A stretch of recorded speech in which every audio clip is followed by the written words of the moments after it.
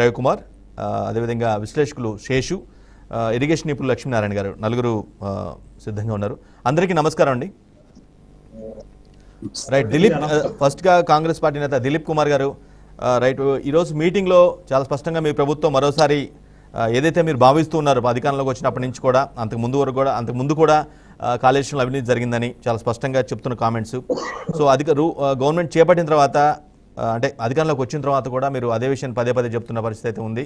So ఈరోజు ఎటువంటి అంశాలను మెన్షన్ చేశారు ఎన్డీఎస్ఏ టీం ముందు అంటే మీరేం చెప్తారు? ఒకటి టీమ్ డ్యామ్ సేఫ్టీ అథారిటీ ఇంతకుముందు కూడా ఒకసారి అఫీషియల్స్ వచ్చిపోవడం అనేది జరిగింది.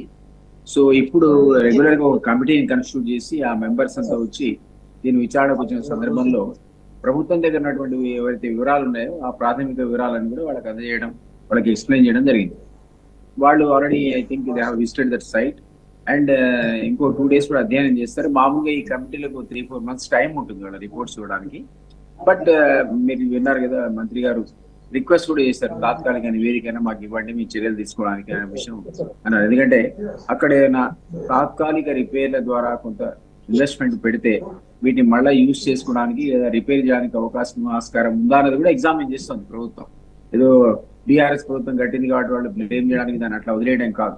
సో దాన్ని సాధ్యమైనంత వరకు మళ్ళీ యూజ్ లో తీసుకోవడానికి ఏమన్నా చర్యలు చేపట్టడానికి అవకాశం ఉందా అనే విషయాన్ని కూడా వాళ్ళు పరిశీలిస్తున్నారు. కాబట్టి ఈ తాత్కాలిక నివేదిక అంటూ వస్తే అది ఏ ఎక్స్టెంట్ కి డ్యామేజ్ జరిగింది, ఆ 2-3 పిల్లలకి కన్ఫైన్ అయిందా, లేకపోతే ఇది ఇంకా ఎక్స్టెండ్ అవుతుందా, ఈ డిఫెక్ట్ అయితే డిజైన్ లో ఉన్నటువంటి డిఫెక్ట్స్ అనేవి ఏ మేరకు ఉన్నాయనేది ఖచ్చితంగా అట్లాంటి టెక్నికల్ టీమ్ లో చెప్పగలుగుతుంది మనం. ఆ కారణం చేత వాటి నివేదిక అనేది ఎంత త్వరగా వీలైతే తొందరగా ఏమని అన్నారు. సో దాన్ని బట్టి ఎప్పుడు ఏ రకమైన చర్యలు తీసుకుంటే ఫర్దర్ లాస్ అనేది ప్రివెంట్ చేయొచ్చు, ఉన్నదాన్ని రిపేర్ చేస్తుంది ఒక అంచనా. అట్ ద సేమ్ టైం ఆ డ్యామ్ సేఫ్టీ అథారిటీ అయితే ఈ అవకతవకలు జరిగినాయి, ఇక్కడ జరిగినాయి, ఎక్కడ జరిగినాయి, లేదా దాన్ని రిపేర్ చేయొచ్చు, అది చేయొచ్చు, మళ్ళీ రిస్టోర్ చేయొచ్చు అని చెప్తుంది తప్ప అవినీతి అందులో ఉన్న బాధ్యులు ఇట్లాంటి వాటి జోలికి వాళ్ళు కోరు. కాబట్టి దానికి సంబంధించిన విచారణ సపరేట్ గా చేస్తున్నారు. ఆ ఎంక్వైరీ అనేది జరుగుతుంది. దానికి బాధ్యులు ఎవరు, డిఫెక్ట్ డిజైన్ కి ఎవరిని మనం బాధ్యులు చేయాలనే విషయం సపరేట్ ఎంక్వైరీ అది కూడా ప్యారలల్ గా జరుగుతుంది. ఇవన్నీ కూడా విదిన్ 3-4 months బయటికి తీసుకొచ్చి ప్రజల ముందు ఉంచేటువంటి ఒక ఆలోచనలో ప్రభుత్వం ఉంది.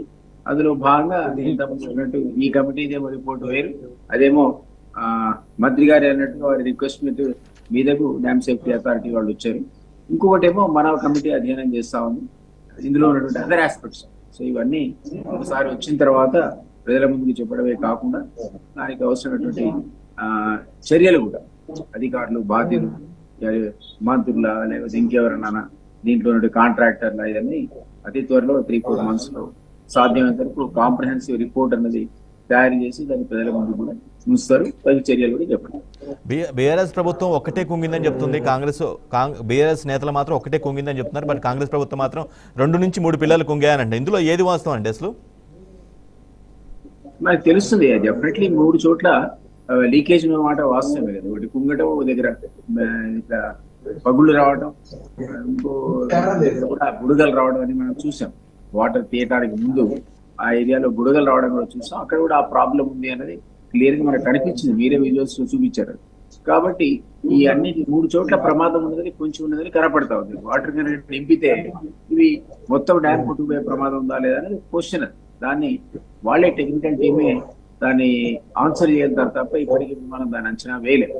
అది చేయాలి అంటే ఒక పక్క ఈ డ్యామ్ సేఫ్టీ వాళ్ళు చెప్పాలి, ఇంకోలే మనం వేసినటువంటి అధ్యయనం చేసినటువంటి కమిటీ చెప్పాలి. కరప్షన్ అనేది వేరే యాంగిల్ జరుగుతుంది. ఖచ్చితంగా వాళ్ళు దీన్ని కన్సీవ్ చేయడానికి చిన్న తప్పిది, ఒక్క పిల్లరే ముగియింది, దీంతో కొంప మునిగేది ఏం లేదు, దాన్ని రిపేర్ చేసి మాట్లాడుతున్నారు. కానీ బట్ అందులో నెగ్లిజెన్స్ ఉన్నది. ఆ నిర్లక్ష్యం వల్లనే వాళ్ళు ఎవరిని పట్టించుకోకుండా సలహాలు, ఈవెన్ వాడు ఓన్ ఆఫీసర్స్ యొక్క సలహాలు పట్టించుకోకుండా ఆ కన్స్ట్రక్షన్ చేశారన్నది చాలా క్లియర్ ఇప్పుడు మన అందరికి అర్థం అవుతాం. కాకపోతే అసలు ఎక్కువ వచ్చి ఉండేది కదా. దీనికంటే ముందు కూడా మోటార్ సరిగ్గా ఉండిపోయాయి. ఎందుకు రిటైనింగ్ వాల్ కట్టినారు. రిటైనింగ్ వాల్ కట్టుంటే వాటర్ అనేది ఆ పంపులకు ఎంటర్ అయి ఉండేది కదా, అంత భారీ యంత్రాలు మునిగి ఉండేవి కాదు.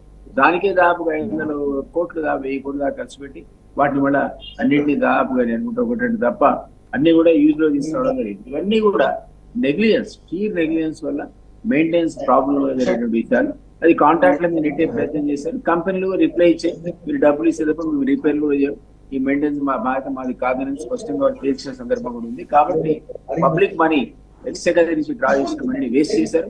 ఫర్దర్ గా దాని మీద ఏ ఇన్వెస్ట్మెంట్ పెట్టినా కూడా అంత అన్నెసరీ వీళ్ళ తప్పుడు నిర్ణయాల వల్ల, తప్పు డిజైన్ వల్ల జరిగిన ఎక్స్పెండిచర్ తప్ప అదర్వైజ్ చాలా రోజుల వరకు అది పటిష్టంగా అట్లా ఉండాల్సిన పరిస్థితి నుంచి ఈ రోజు ఈ పిల్లలు ఉండే పరిస్థితి మనం చూస్తాం.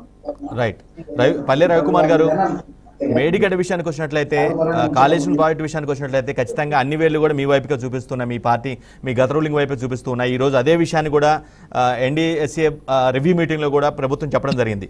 రైట్. వాళ్ళు కనుక నివేదిక విచారణ మొదలుపెట్టేసి ఖచ్చితంగా డ్యామేజ్ నిర్లక్ష్యం వల్లే జరిగింది ఏదైతే గవర్నమెంట్ ఆరోపిస్తుందో అదే ఆ బేసిస్ మీద జరిగింది, ఆ నష్టం జరిగిందని అంటే ఖచ్చితంగా మీ 10 ఏళ్ల రూలింగ్ పెద్ద పెద్ద మచ్చలాగా ఉండిపోతుందేమో ఇది. రవికుమార్ గారు. ప్యానెల్లో ఉన్నటువంటి మిత్రులకు, న్యూస్ ఛానల్ ప్రేక్షకులకు అందరికీ నమస్కారం. ఇట్లా ప్రాజెక్టు అందులో భాగమైనటువంటి Medigadda, main source is Medigadda, దాంట్లో భిన్నాభిప్రాయం లేదు. వినిపిస్తుంది కదండి? వినిపిస్తుంది, క్లియర్ అండి, మీ వాయిస్ క్లియర్ గా ఉంది. చెప్పండి మీ point, make you point. Okay. ఎవరో సౌండ్ వస్తుంది సార్, బయట నుంచి మ్యూట్ లో పెట్టమనండి ప్యానలిస్టులను, బయట నుంచి సౌండ్ వస్తుంది. అదే అది డిస్టర్బ్ అవుతుంది ఎక్కడో, ఎవరిదో అదే మ్యూట్ లో పెట్టమనండి అన్న. రవేనా మ్యూట్ లో పెట్టమని రిక్వెస్ట్ చేయండి ప్యానలిస్టులను. పెట్టలేదు, ఎక్కడో సౌండ్ వస్తుంది బయట నుండి. ప్యానెల్ ఉన్న మిత్రులు ఎవరిదో ఒక వాయిస్ డిస్టర్బ్ అవుతుంది, మ్యూట్ లో పెట్టండి, కొంత వాయిస్ క్లారిటీ ఉంటది అందరికి. ఎవరు అన్మ్యూట్ మ్యూట్ లో ఉన్న లేరో అన్మ్యూట్ చేయండి, కొంచెం మ్యూట్ లో పెట్టండి. అయితే ఇక్కడ మేడిగడ్డకు సంబంధించినటువంటి దాని మీద మొదటి నుంచి కూడా టిఆర్ఎస్ పార్టీ దానికి వచ్చినటువంటి NSD national dam safety authority NDSC first నుంచి వచ్చే నుంచి కూడా క్లియర్ గా చెప్తున్నది ఏంటంటే వెంటనే దానికి సంబంధించినటువంటి దాన్ని రెమెడీ ఏంది, అసలు జరిగినటువంటి దాన్ని ఏంది స్టడీ చేసి దానికి సంబంధించిన చర్యలు చేపట్టాలని మొదటి నుంచి కూడా డే 1 నుంచి అడుగుతున్నది. కానీ కాంగ్రెస్ పార్టీ అధికారంలోకి వచ్చిన తర్వాత సార్ అనుకోకుండా ఏమైందంటే ఇది జరిగినటువంటి సంఘటన కూడా ఏంటంటే సరే కారణం ఏమైనా కూడా ఏంటంటే ఆ అధికార మార్పిడి సమయంలో జరగటం వల్ల ఏమైందంటే కొంత ఇబ్బంది జరిగినటువంటి మాట వాస్తవం, అందరం ఒప్పుకోవాలి. ఎందుకంటే టైం డ్రాగ్ అనేది ఒక 4-5 months, అక్టోబర్ నుంచి నవంబర్ ఎలక్షన్స్ ఉండడము, తర్వాత ఇప్పటికి 4 months అయిపోయింది.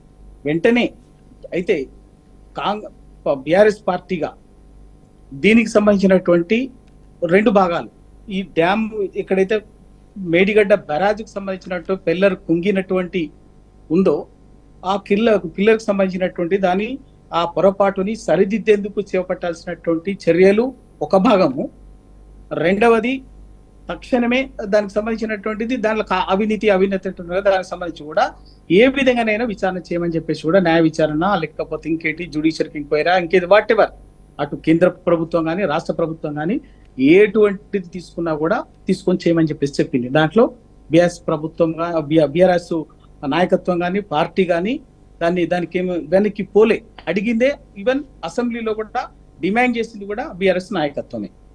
రైట్. ఎందుకంటే అది దానికి సంబంధించిన దాని పదే దానికి సంబంధించిన చర్చ జరుగుతున్నప్పుడు దాన్ని జరిగినటువంటిది లోతుపాతలు ఏం జరిగిందని కూడా సమాజానికి తెలియాల్సిన అవసరం ఉంది. బాధ్యులైనటువంటి వాళ్ళ మీద చర్య తీసుకోవడం కూడా అవసరం, దాన్ని ఎవ్వరం కూడా వెనక్కిసుకోవాల్సినటువంటి అవసరము లేదు. ఒకటి. రెండవది దానికి సంబంధించినటువంటిది ఇప్పుడు మేడిగడ్డ బ్యారేజ్ దగ్గర జరిగినటువంటి పిల్లలు ఇప్పుడు ఒకటి జరిగిందా, ఇప్పుడు మనకు కనిపిస్తున్నది ఒకటి, అది దానికి ఒక డిఫరెంట్ టెక్నాలజీతో కట్టింది కాబట్టి దానికి సంబంధించినటువంటి ఒక పిల్లర్ దగ్గర ఉంది. దానికి వెంటనే టెక్నికల్ గా ఉన్నటువంటి నేను చెప్తున్నా 1, 2, 3 అన్నది కూడా కాదు సబ్జెక్ట్, అక్కడ మనకు ఒకటి కనిపిస్తున్నది.